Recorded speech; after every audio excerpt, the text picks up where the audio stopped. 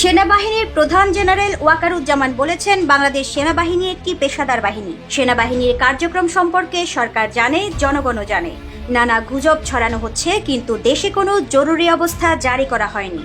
সোমবার ঢাকা সেনানিবাসের সেনা প্রাঙ্গণে সেনা কর্মকর্তাদের সঙ্গে এক বৈঠকে তিনি এসব কথা বলেন। বৈঠকে উপস্থিত একাধিক সূত্র এই তথ্য জানিয়েছে। সূত্র জানায়, সেনাপ্রধান দেশের আইন শৃঙ্খলা পরিস্থিতি, নানা ধরনের অপপ্রচার, গুজব, উস্কানিমূলক বক্তব্য সহ বিভিন্ন বিষয় নিয়ে অফিসার্স অ্যাড্রেসে কথা বলেন। ঢাকার বাইরের সেনা কর্মকর্তারা অনলাইনের মাধ্যমে এই আয়োজনের সঙ্গে যুক্ত হন। সূত্র জানায়, কর্মকর্তা ও সৈনিকদের প্রতি কৃতজ্ঞতা জানিয়ে সেনাবাহিনীর প্রধান বলেন, বর্তমান পরিস্থিতিতে যে দায়িত্ব ও নিষ্ঠার সঙ্গে সেনাবাহিনী কাজ করছে সেটি দেশ ও জাতি চিরকাল স্মরণ রাখবে।